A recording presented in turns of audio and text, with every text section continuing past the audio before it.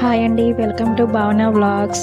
ఈరోజు వచ్చేసి అందరికీ ఇష్టమైన కేక్ అండి. పిల్లలు చాలా ఎంతో ఇష్టపడే కేకు జీబ్రా కేక్ అండి. స్పాంజీ కేకు చాలా సాఫ్ట్గా సేమ్ బేకరీలో ఉన్నట్టే వస్తుందండి. స్పాంజీగా టేస్ట్ కూడా చాలా బాగుంటుంది. ఈ రెసిపీ ఎలాగో దీని ఇంగ్రీడియంట్స్ ఏంటి ఈ వీడియోలో చూసేద్దాం రండి. ముందుగా ఒక బౌల్ తీసుకొని అందులో 3 eggs వేసుకోవాలండి. 3 eggs బాగా మీకు బీటర్ ఉంటే బీటర్తో బీట్ చేసుకోండి.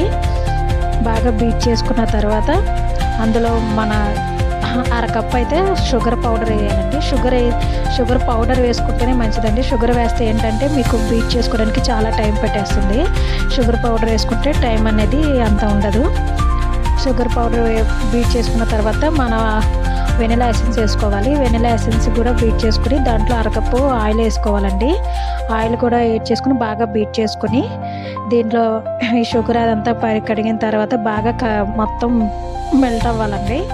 బాగా బీట్ చేసుకుని ఒక 10 minutes అయినా బీట్ చేసుకోవాలండి. 10-15 minutes అయినా బీట్ చేసుకోవాలి. ఇలా బీట్ చేసుకున్న తర్వాత మళ్ళీ జల్లెడ పెట్టుకుని దాంట్లో 1 కప్పు మైదా వేసుకొని ఒక 1/2 కప్పు మైదా వేసుకోవాలండి. మైదా వేసుకొని దాంట్లో బేకింగ్ పౌడర్ బేకింగ్ సోడా వేసుకొని జల్లించుకోవాలి. ఖచ్చితంగా అయితే జల్లించుకోవాలండి. అప్పుడు కేక్ అనేది బాగా వస్తుంది. జల్లించుకున్న తర్వాత దీన్ని బాగా విస్కర్తో కానీ ఇలా స్పాచులతో కానీ మిక్స్ చేసుకొని దీనిపై మళ్ళీ దీన్ని 2 భాగాలుగా చేసుకోవాలండి. ఎందుకంటే మన జీబ్రా కేక్ కాబట్టి దీంట్లో కోకో పౌడర్ ఇంకో బ్యాటర్లో కోకో పౌడర్ వేసుకోవాలండి. కోకో పౌడర్ కూడా జల్లించుకోవాలి. దీంట్లో ఏమన్నా ఉండలుగా ఉంటే బయటకు వచ్చి అవి మిక్స్ అవ్వకుండా ఉంటాయి. ఇలా కోకో పౌడర్ జల్లించుకుని వేసుకున్న తర్వాత మనకి కన్సిస్టెంట్ తగ్గట్టు మనం మిల్క్ యాడ్ చేసుకుంటూ మనం కలుపుకోవాలండి. ఇలా యాడ్ చేసుకున్న తర్వాత ఇప్పుడు కేక్ బౌల్ తీసుకొని 6 inches కేక్ బౌల్ అయితే తీసుకోవాలండి. 6 inches బౌల్ తీసుకుని దానిలో బటర్ పేపర్ పెట్టుకొని ఆయిల్ అనేది అప్లై చేసుకొని ఇట్లాగా మనం 2 బ్యాటర్లా మిక్స్ చేసుకుని ఫస్ట్ మనం వెనిలా బ్యాటర్ కింద వేసుకుని తర్వాత కోకో పౌడర్ కలుపుకున్న బ్యాటర్ని వేసుకోవాలండి.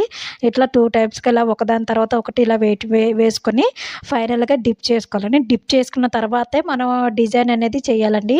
మనం డిజైన్ చేసిన తర్వాత డిప్ చేసుకున్నామంటే ఆ డిజైన్ అనేది పోతుందండి. ఇంక ఇలా డిజైన్ చేయాలి మనకి నచ్చినట్టుగా.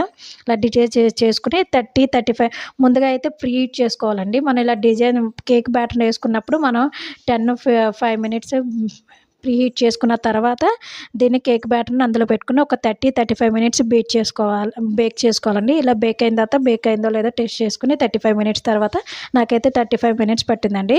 ఇలా